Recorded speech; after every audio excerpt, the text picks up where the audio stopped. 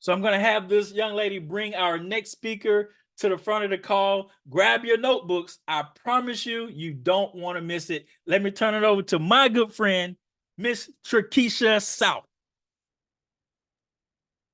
Hello, everybody. Can you hear me? We got you loud and clear. Awesome. Thank you, Mr. Jamison. I could sense all of your passion for this industry and just your willingness to help others. And I just want to thank you personally for leading by example. So thank you. And I do have the honor and the privilege to introduce our next speaker to you. His name is Mr. Johnny Gaskin. He's also known to us as Johnny the Market Guy. Mr. Gaskins brings a wealth of knowledge to us about this industry, and he's out of the DC, Maryland area. Mr. Gaskins is a single father of three, and he recently became a grandfather. His family history is in the real estate and land development business, and he is a master trader of about 20 years. He is known as a multiple six-figure earner in his investments. And he's an expert in IT, cybersecurity. And so one of the cool things being a part of our team is that he helps us to safeguard our accounts. And each week, Mr. Gaskins, he volunteers his time through a question and answer session on Thursday nights. It's called Master the Markets. So if you have questions, Mr. Gaskins has answers. He also believes that note takers are money makers. So grab your notebooks and pens and get ready to take on the information that he shares. So once again, one of our leaders in the AMG network, our coach, our mentor, and our friend, I introduce Mr. Johnny Gaskin. I am here. Can you hear me okay? Yes, sir, we can hear you. Awesome, awesome. Well, I appreciate that. And what a surprise, what a surprise that sometimes you're shocked at how you hear, how the interpretation of really what really people think of you. And so I just say, you know, um, is your name in someone else's story, right? Make it a goal to become part of other people's stories, and you'll be surprised at how often you're talked about, right? In a good way, right? We got those really bad talks and gossip, right? Well, what if your name was in someone else's testimonial conversation on something that can inspire someone, that can uplift someone? And so I'm always excited to really just pour into other people. And so if you were on the last portion, you're definitely going to want to be on this one. But we got some guests on, and so I just want to ask the leader, Mr. Jamison, should we continue forward if there are guests on the line with this next part of the information? I want to make sure. Yeah. I think it's a good way for them to get introduced on how special our community is, for them to get some insider information. I think it's powerful. Awesome, awesome. Well, I definitely appreciate that. And you said something that really stood out to me. Of course, believe it or not, it's funny. I took this and put it on, um, obviously, on my phone, right? But you talked about Jim Rohn. I still got like all these CDs around. I mean, literally, guys, look at this. Building your network marketing business with Jim Rohn. Like, literally, and so you mentioned something. You said profits are better than wages, right? Wages make you a living, profits make you a fortune. And so really this what he emphasized, really simple. I mean, I'll say it again, right? Profits are better than wages. And here's what he said: wages make you a living, but profits make you a fortune. And so we're going to talk about some things, and it's going to lead into that three-letter word. Anybody know the three-letter word that I'm talking about? It's going to lead into the tax talk. Okay, the tax talk. All right. But it puts you in a position to win, right? everybody wants to win. So we always talk about this, right? And this is not rehearsed. This is not rehearsed. I've been doing this for quite some time. I'm an introvert by nature, right? Father of three beautiful children, two girls, one boy, and now a grandfather, right? So my name, just to keep it real, is Papa John, okay? Papa John. And you can take what you want from that, but I'm telling all my grandchildren to call me Papa John, okay? Um, I really just have an IT background in cybersecurity, ethical hacking, networking, and so I just bring that knowledge to the team. Been investing for quite some time, but I'm always excited to share a new opportunity. And so it was so funny because I was going to pour this information. I had met with the CEO of what we're going to talk about, and I know the CEO's brother, right? Just you're always connected to the next person, to the next person that connects you to the next thing, right? And so I was actually going to share this on one of my master the market call, and I said, "Hey, is there another way that I can, inform the community in a, bigger and better way?" And so this was the call. This was the next call, right? And so I just want to bring this information to the community, but I want to really touch on just a couple of things before we talk about that. I want to touch on a couple of things, so I'm going to share my screen. And then we're going to get started here. Okay, so let me share my screen, and I'm gonna pull over some information here so you can see it, and then we'll get started. All right. All right. So I'm gonna pull this over to my other screen, and it's just taking a minute here. Just give me a second to do that. And then I want to share with you a little bit about what we're going to talk about. And so many people think that recession is here, it may be not here, it's coming, it's not coming. But there's some things you want to understand when it comes to a recession, whether it's here or not. Crashes coincide with recessions. Okay, crashes coincide with recessions. But a key thing to understand is small companies have the advantage. Small companies, the big fish are too big to like grow, right? So they have to, reduce the size. Mark Zuckerberg, I was reading an article, obviously about Facebook Meta, and the tech companies grew because of COVID. So now they're getting smaller, right? The big fish kind of have to slow down a little bit, but the small companies have the advantage. And so here's a plug for our parent company. Certainly, I don't give advice on this call. Past performance is not indicative of future returns, but we have a parent company called InvestView. And so this is obviously a plug, right? Our parent company is is a small fish right now. And so they flourish in recessions and crashes. But here's a strategy, whether you use this or not. When this is like a strategy you can kind of come up with. Invest 10% into assets in a diversified portfolio. And what they do is they go after venture capital companies, startup companies, and stocks under $10. Venture capital companies, startup companies, and stocks under $10. So a plug again, right? Even if our parent company was listed on the NASDAQ, they would start out at minimum, at about $4. Okay, so stocks under $10, startup companies and venture capital companies. I think that is what I want to. Oh, this is the last thing I want to talk about. So from this is more of a statistic, okay?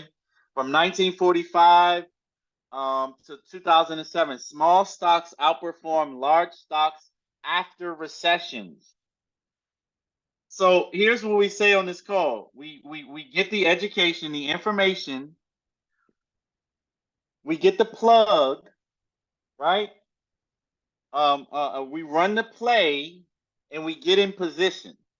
So stocks outperform, smaller stocks outperform larger stocks after recessions. Whether we're in a recession or not is up for debate, right? But this is a statistic. Okay, so understand the statistics that are out there. But because we're doing the three-letter word, right? Three-letter word, I saw it in the chat. We're doing the tax talk. We're going to be talking taxes after this. I get it, right?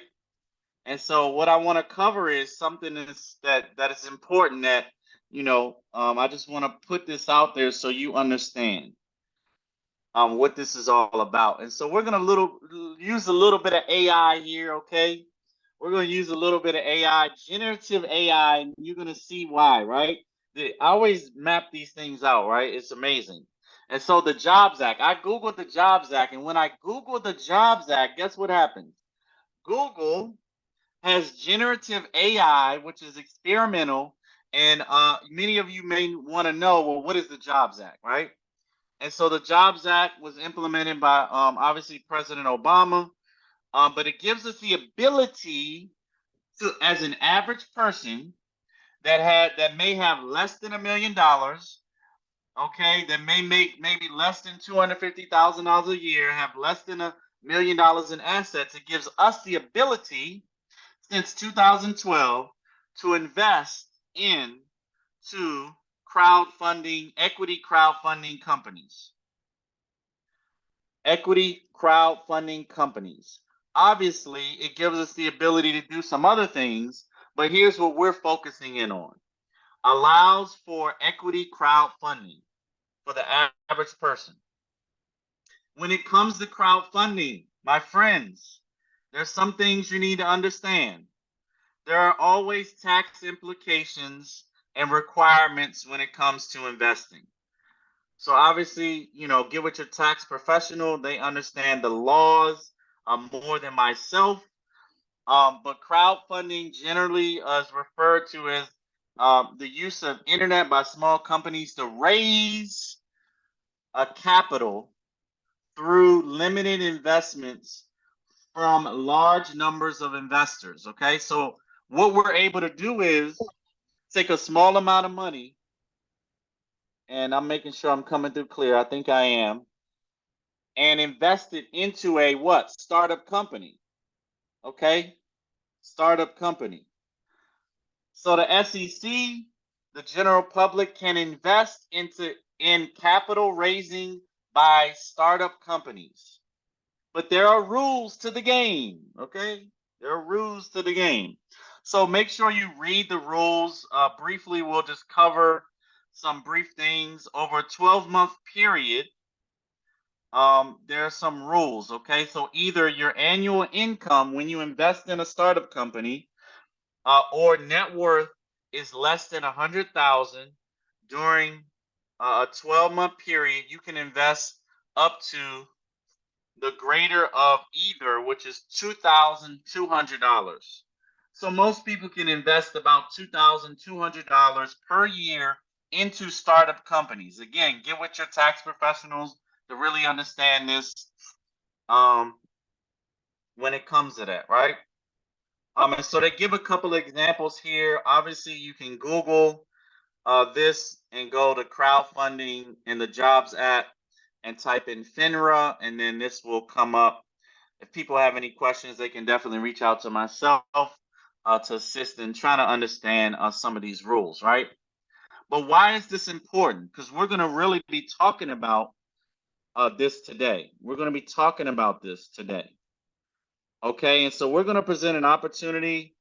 If somebody would put my time checker in to let me know if I'm good with time. I think I am. We're going to run through this pretty rapidly. So I'm excited about that. So we're going to talk about a company here that, again, I met with the CEO of this company, and I'm excited to just kind of share this with you all. Just give me a second to bring this over and make this larger. So the company name is EmotionTrac. Now, if your membership number starts with a if you're one of the older members, you may remember a company by the name of Jingles. You may remember a company by the name of Jingles. And so what they did is rebranded, and they I met with the CEO actually within the last few months, and really got excited about this. And so there's an offering that we're going to share, but it's called EmotionTrac, okay? And we're going to cover what they really do. And so what EmotionTrac does is what they have about 150 million people that agreed to track their selves. Okay, so they have about 300 plus demographic targets across 130 countries. So 30 plus million panelists in the United States. All right, so Jingles is the name of the prior company. They rebranded their name. All right, now what I want you to understand is we just looked at generative AI on Google, right? If you guys just saw, I Googled what the Jobs Act was, and it came up with generative AI. There are all kinds of AIs out there. But here's what you want to understand. Emotional AI, because this is what we're talking about, is number 3 on the list. Emotional AI is number 3 on the list. Okay? And AI in general is a $6 trillion industry. Okay? And it covers things like the metaverse, right? Many of you have heard of that. Synthetic biology, right? Wireless electricity, holograms. Anybody seen the holograms of, people that have passed away?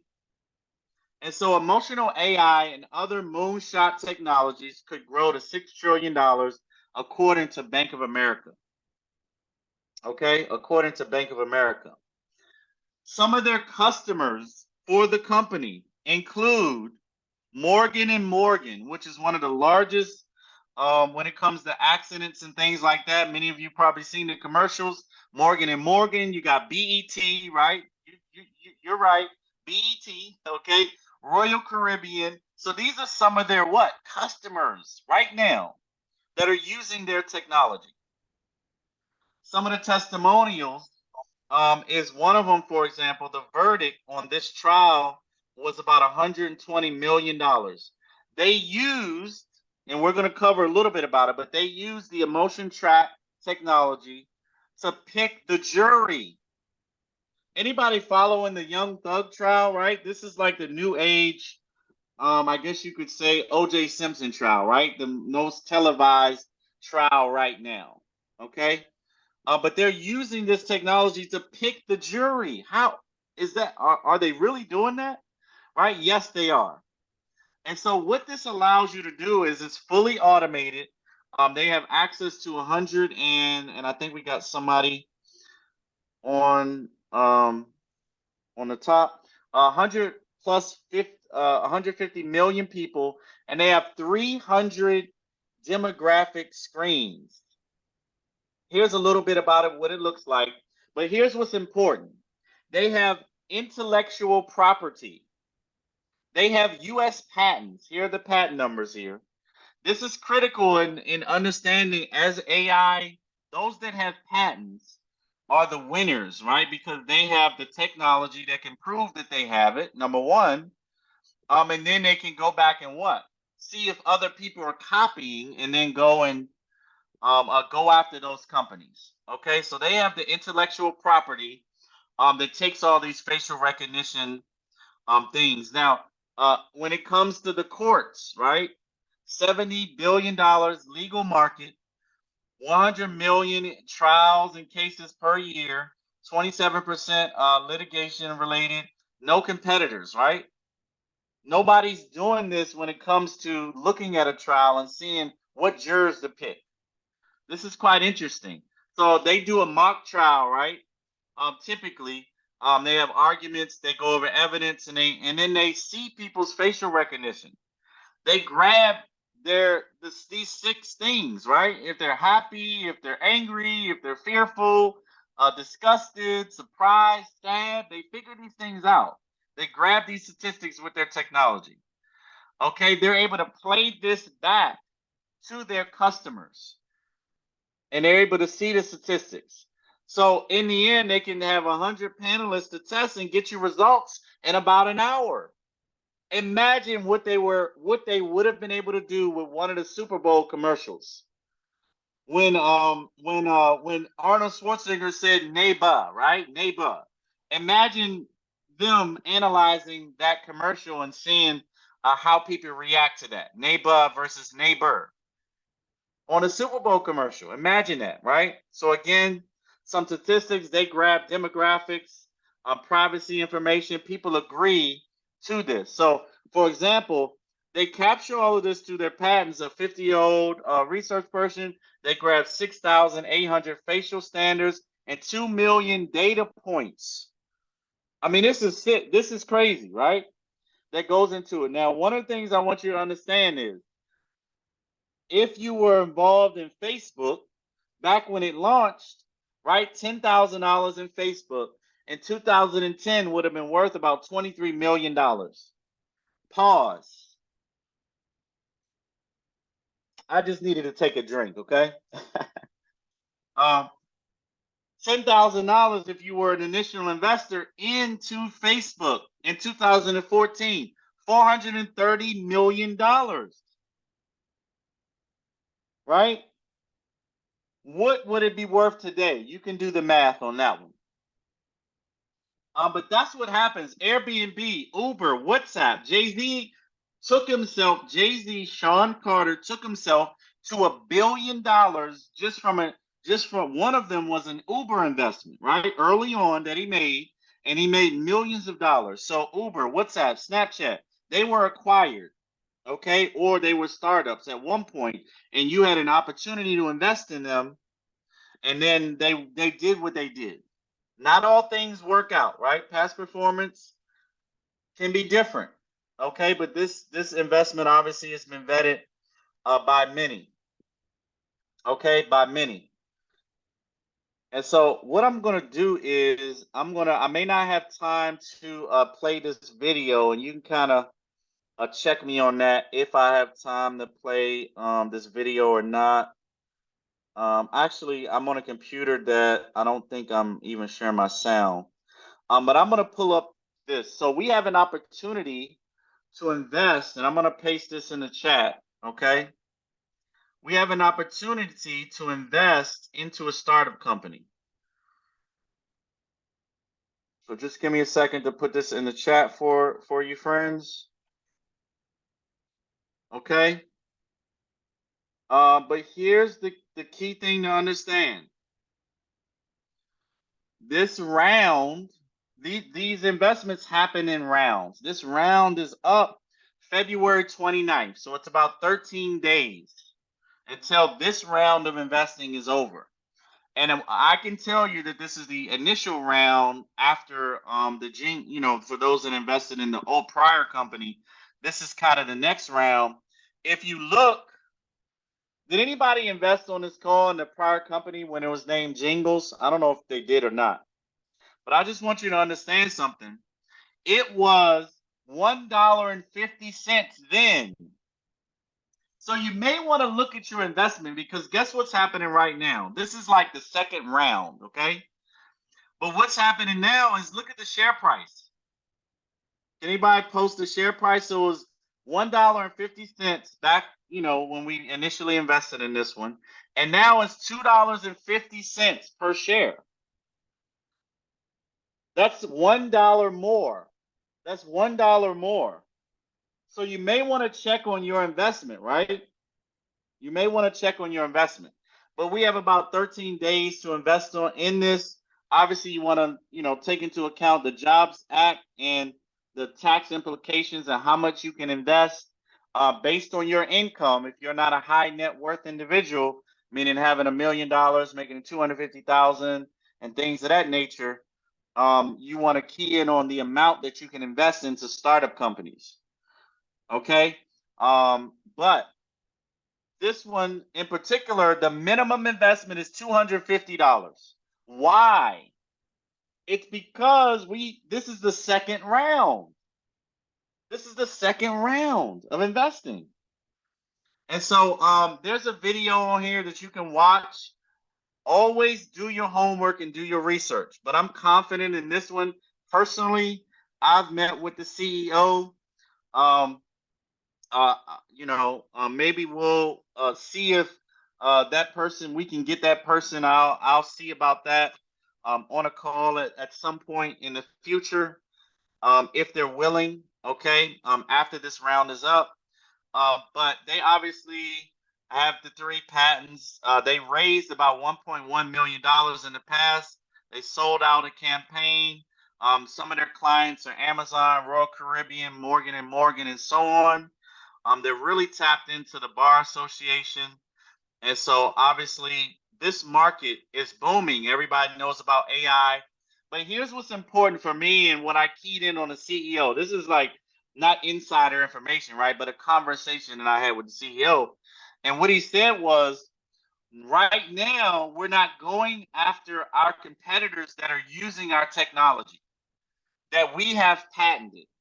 But we know right now that we have companies that we can go after to make millions, if not billions of dollars, because they're basically kind of stealing our technology that we have patented. So not only do they have the technology, not only are they in the front and doing it, not only do they have 150 million people that have agreed to look at the videos, right? They can go back and sue the larger companies, if not be acquired by a larger company. So imagine them being acquired by a larger company and boom, overnight, instead of it being worth $250, it's worth $10. It's worth $50 a share. And this company sold. Instant, right? You're like, what do I do with all this money? It's like winning a lottery, right? But definitely take a look at this website. We're probably going to cover it on one of my calls now going forward. But everybody on this call is one of the first to hear about this. Okay, so definitely watch the videos. I've looked at them. Okay. I've obviously met with one of the key people when it comes to this. And so I'm just obviously excited about this opportunity to, just be involved in this here. And, I think I'm about done, right?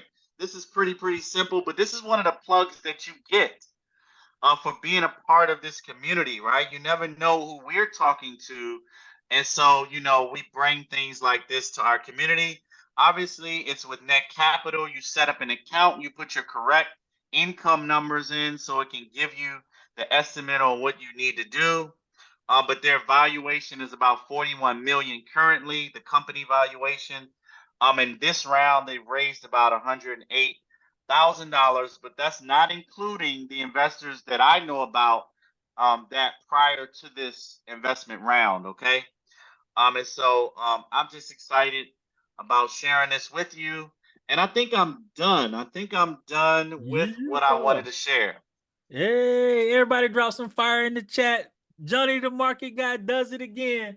Y'all drop some fire in the chat for my guy, Johnny the Market Guy. All right, so listen, I've posted the link. I reposted the link in the AMG Network community with the disclaimer. Obviously, this is not investment advice, but we just want to share with you important things that are shared with us. Okay, so it is in the AMG Network Telegram channel with the disclaimer there. And keep in mind, that wasn't a referral link. Like, Johnny's not getting nothing on the back end for sharing this information with you, okay? Mike, can I be honest? Mike? Yeah. Trust me, I tried to figure out the referral thing, okay? I'm just being honest. I said, is there a way if I bring this to a community? He said no, because of the legal implications behind that. We have to do it the proper way. All right? So I just wanted to be clear and transparent. I tried. Well, we know you tried. We know you ain't nothing wrong with trying. Ain't nothing wrong with trying, my man. We wouldn't even been mad at you if you get a cut. You know what I mean? You're showing us how to make more money. So listen, we appreciate you, brother, for doing what you do. Again, the link is in the AMG Network community. Do your own due diligence. We're just sharing with you important things that come across our desk that we feel like you can do great with. Okay. So give me a second to prepare for our next speaker. Let's see here.